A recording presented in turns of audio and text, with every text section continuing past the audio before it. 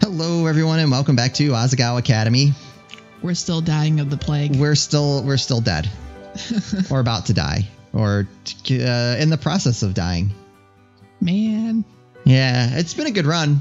I will have to say, though, my track record is crap when it comes to getting sick. Yeah. It's always in December, but at least I'm getting it out of the way. It's not on Christmas like last year. It's true. Okay. So... I did the whole what happened. Oh, did we do that? We did that last time. Okay, never mind. Do you like each other? Are you like dating now? Is PBG your boyfriend? I could hardly hear anything. You were talking so quietly. I beamed at her, trying to hold in a laugh. That's a secret. Shut up. Mai and I walked to class the next morning like absolute zombies. I wasn't sure if it was the blood or the heat or the sheer stress of it all, but neither of us wanted to talk to each other. We didn't even want to look at each other. But when PBG and I came out of our room that night, we found Jared and Mai in the room across the hall, sitting 4 yards apart on the opposite ends of the room. When I asked whether they wanted to go home... Yes, definitely.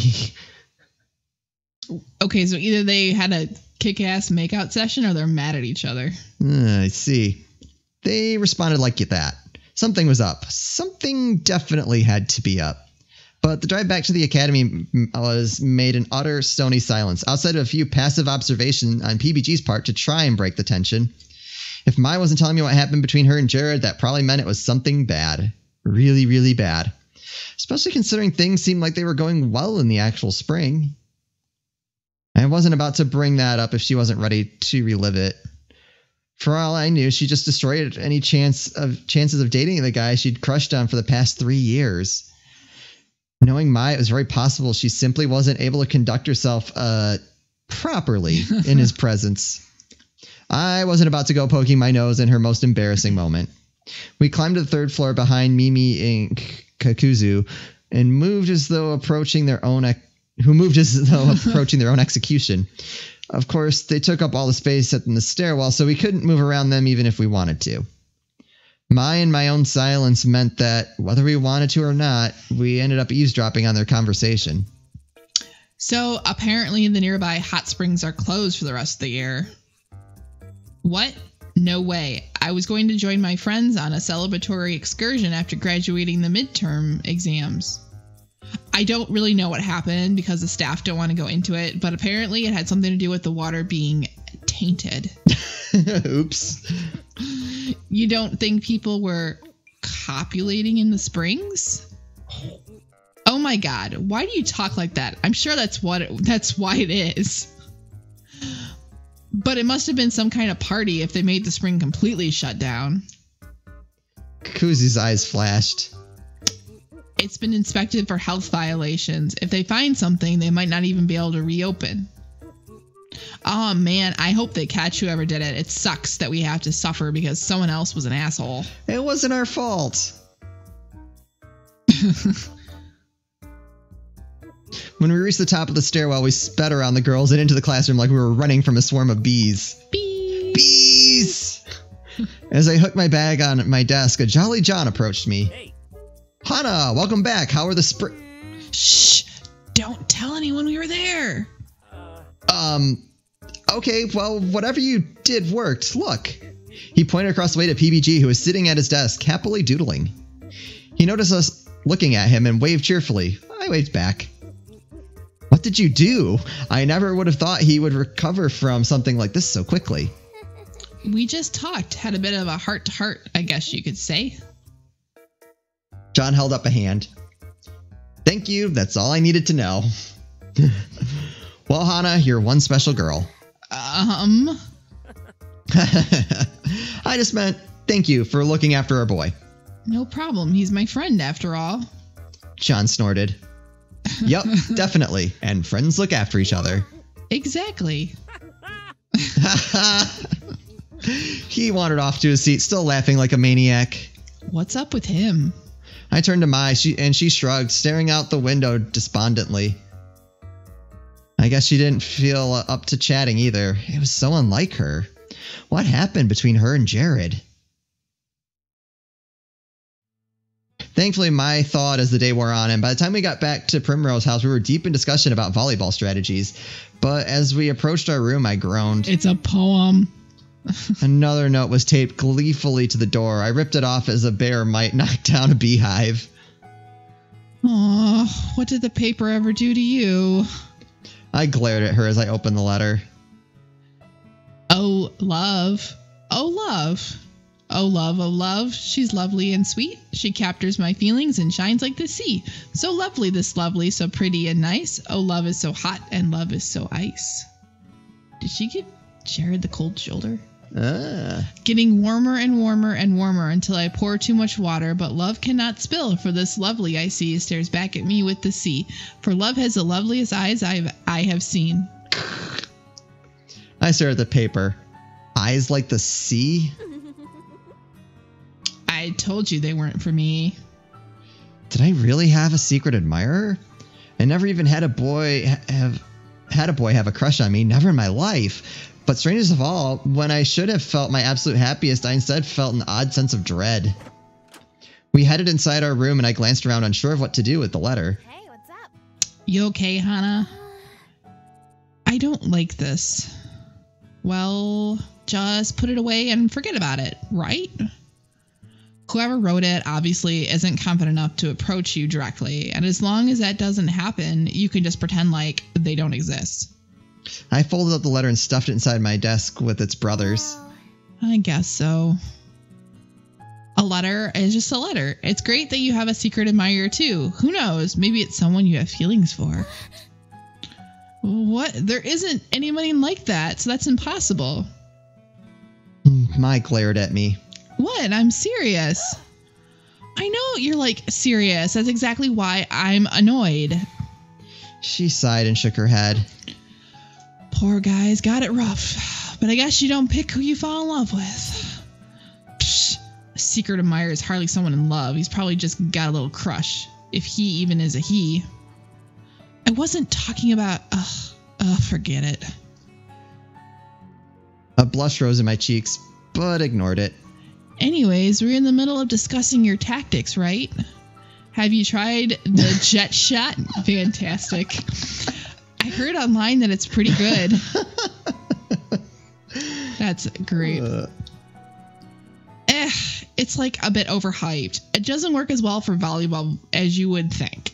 Yeah, blitzball, volleyball. There's a little. So okay, just here's using the water. Right. So the problem with that being that, yeah, if you manage to kick it and knock it over the net, great. But now you're on the ground. Right. The subject safely dropped. Mai and I discussed her next game until late in the evening. Something got her more excited about volleyball than usual, and that was saying something when it came to Mai.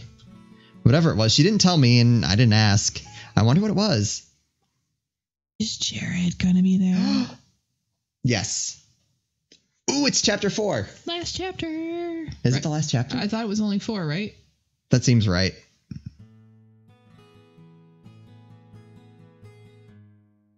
Oh, right, me. That's you. After that whole incident, things returned mostly to normal. No, rather than normal, it was more like things calmed down, like a river that was no longer flooding. Man, there's got to be more chat because we still have to figure out who the secret admirer is. We still have the gaming tournament. I can't imagine that. I thought you had told me there was 4 chapters, but I could be I wrong. may have. I also may have made that up. Okay. Sounds like something I would say. A few weeks passed, during which we took our first real tests of the term. Thankfully, I scored a 95, high enough to keep my scholarship and provide a buffer for the rest of the year. The Asagao Strikers played their first game without PBG, and they managed to win. The entire school celebrated, except PBG, who watched the game from his dorm room window. I wonder how he felt. In all other respects, he was back to the PBG we all knew and loved. It was the day of the game that he approached me. Hana! PBG, what's up? He stared at me for a few seconds, not saying anything. I cocked my head to the side. PBG, you there? I'm there. I was wondering if you... I nodded, trying to get him to finish his sentence. You will? I don't even know what you're talking about. Oh, no. Oh, right. So... there's this game that's coming out soon, and they're doing a midnight release for it. It's a really cool game. It's all about these little animals living in a village together, and you come join it and live with them. Animal Crossing. And then whack them out in the head with a net to get them to leave. Do you want to come with me? What do you do with the animals? In the game, you befriend them and go fishing and fossil hunting, and there are festivals. You can decorate your house and wear different outfits, too. It's so cute. That sounds like something you'd be into. Yeah, I'll say. And I think you'd like it, too. Plus, I wanted to say thank you for what you did for me with the hot springs. So, what do you think? Well, sure. So, I'll just be keeping you company? Yeah, I guess so. He glanced away from me, looking troubled. Was something wrong? It's a date. Okay, cool. It's a date. Great, I'll pick you up tonight. Now, do you want to get some lunch? I'm sure everyone's wondering where we are. I'm sure Mai or John told them what was up. PBG turned pale. I hope not. What was up with him today? Because it's a date. That's a terrible date spot. I'm just making a point because it looked like he's going to say, will you go out with me? And then she cut him out. Yes. He came to pick me up right on time, as planned. When I opened the door, Mai poked her head out from the top of her bunk. Hey, what's up? Going somewhere? Oh, PBG. Mai glanced from me to him and back again. I looked away. I hadn't told her because it never came up. How can you talk about something if it doesn't come up in conversation? Have fun. You better bring her back safely or I'll stab you with a lance made of toothpicks. I love that imagery. Yes, ma'am. We stepped out into the dark night and I instantly started to shiver. How cold was it out here? Below freezing? I didn't bring a real jacket with me, but I didn't have a heavy jacket for this kind of weather yet, so there wasn't much I could do about it. Instead, I kept my mouth shut and tried to hide my trembles as we headed for the train station. Hey. Where's the game store, by the way? It's a local one in the city. I like to go to it when I can to support them. Also, they have a puppy there. You're not allergic to dogs, are you? No, I love them. I've always wanted to adopt one. We had one at home, and I miss him so much. Really? That must have happened after I left. It happened because you left. I was sad, so my parents bought me a dog for Christmas. You can't have human friends, so we got you a fluffy puppy. What's the dog's name? It's a him, and that's not important. Tell me. No, that's fine. Tell me. There's really no reason. PBG? Haru.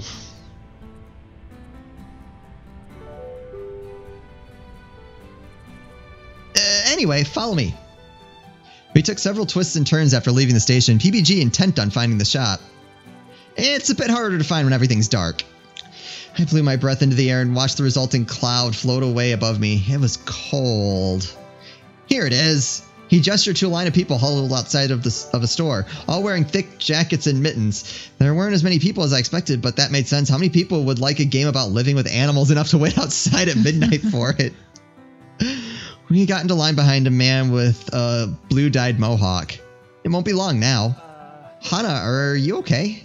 I looked up at him from where I was dancing on the street. Yeah, why? You look like you need to pee. No, I'm fine at you. He looked at me from head to toe as if seeing me for the first time. Why are you wearing a skirt? It's cold. Yeah, well, I didn't want to go home and change. Well, I'm a bit cold too. So maybe we should huddle together to preserve warmth. Plus, I'm wearing a jacket, so... PBG opened his normal Boots Club jacket to me, looking away. So, you can... I didn't need to be told twice. I walked into the folds of his jacket and hugged him. He wrapped his arms and the ends of the jacket around us. Thankfully, I was tiny enough to fit inside it, and only the tip of my bow poked out of the top. PBG was a heating pad, and slowly I warmed up and stopped shivering. PBG set his chin on top of my head, like a little footrest. He smelled really good, like vanilla and cinnamon. Why did he smell like vanilla and cinnamon? What's that noise? I don't know. Okay. PBG tried to talk to me, but with one side of my face against his chest and the other against his jacket, I could barely understand him. It sounded like his mouth was full of marshmallows. What? Brr. Sure. Brr. We stood there in silence for a while, and then PBG's chin started wiggling on top of my skull. It felt really good, like he was giving me a massage or something. His beard was tickling me. And then I realized that he was talking to me. I just couldn't hear him. I nuzzled into his chest and he stopped talking for a bit. Then he started rubbing my back. What was he saying? Was I supposed to answer? I stayed where I was and the seconds ticked away. Oh! His head lifted up the top of mine and he opened his jacket to look down at me. The line moved. It looks like we can go in and get our games. Inside, yes, let's go. Wait, our games? It must have been a slip of the tongue. Oh, is he going to get it for her? Because she doesn't have any games for her 4DS. Oh. Or it's the new 4DS. Oh, sorry. The new 4DS or the new 4DS? She never clarified whether she got a new 4DS or a new 4DS. PBG approached the register while I examined the games on the shelf just to the side of it. I had no idea what most of them were, but there were several I was interested in. One had pictures of cows on it, another a group of teenagers like they were lost in a city. These were all games for the handheld I had, but when I looked at the price tags, I balked. There was no way I would get one anytime soon. Dejected, I went to stand with PBG at the register. Here's your order, Mr. Butter Gamer. Oh, I pre-ordered 2. You did? You did? You did. Oh, sorry. Here's the other copy. Thanks. PBG paid the man and we left the store with the games in hand. As we went back to the train station, I side-eyed him.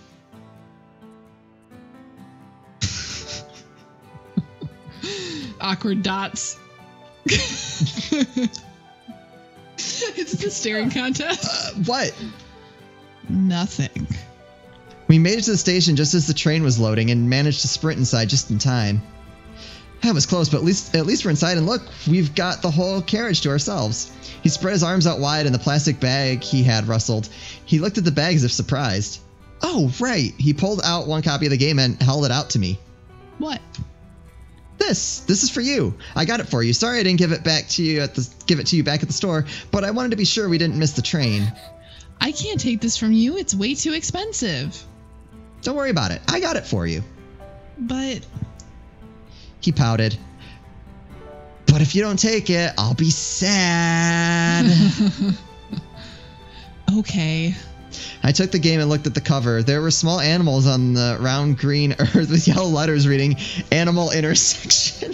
Nice. Across the top, a little yellow dog and some pink fluffy creatures smiled at the different humans on the screen.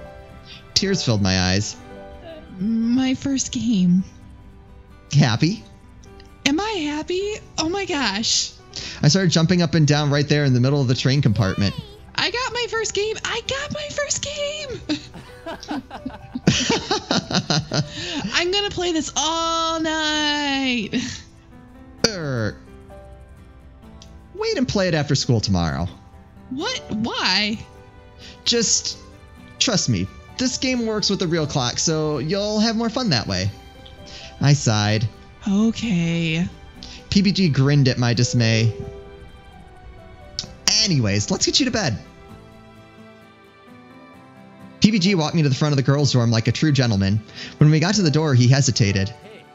Hey, Hana. Yes? Do you think... He trailed off, staring at me. I smiled at him. Do I think what? Never mind. It was nothing. Thanks for coming with me tonight. Oh, no problem. He pulled the door open and waved me inside. Milady? Why, thank you. This is where he's going to go, stupid, stupid, stupid. Just banging his head on the door. I giggled. Seriously, thank you. This means more to me than you know. She didn't give me the sign. I mean, it's nothing, really. Good night, PBG. Bye. Night, Hana.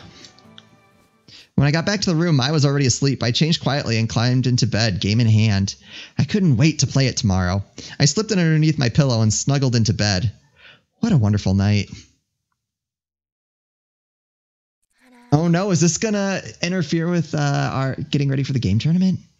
Oh no. That'd be bad. Oh god. What's going on? Oh no. Hana, wake up. You need to look at this. I raised my head groggily from my pillow, hardly registering where I was. Mai stood over me, something like a smile on her face.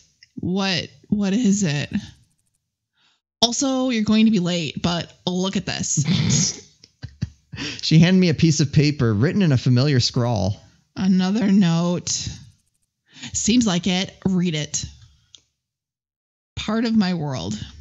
Imagine a ball on an evening so swell. I can be Prince Eric, you can be Ariel. We'll dance on the shore where we both fall in love and saw the moon dancing so far above. We'll be just like that pair, I promise it, dear. Your hair glistens, glowing red off of the pier. Such a beautiful sight from this glistening beach. Do you have The Littlest Mermaid on Disney DVD? Wow. So I feel like Mai is more like Ariel than Hana. Right. How are they not getting this? When I finished reading it, I cast a glance at Mai. What's wrong? You don't like it? I wish it were different somehow. I don't know. It just doesn't feel right. To my surprise, Mai burst out laughing. What? What is it? You're a true main character, Hana. Oh boy, this is great. You're dense as a brick. Wow. How would you rather the note was written then? I don't know. It's too... I mean, it's an awkward note, but it's not the right kind of awkward, you know? Uh-huh. I guess I want to make me feel more like PBG. Of course. I could never forget you.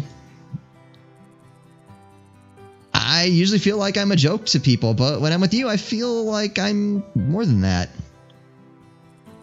Oh, Hana. It's so nice to see you right when I wake up. Man, this day is going to be good. Aww. More like...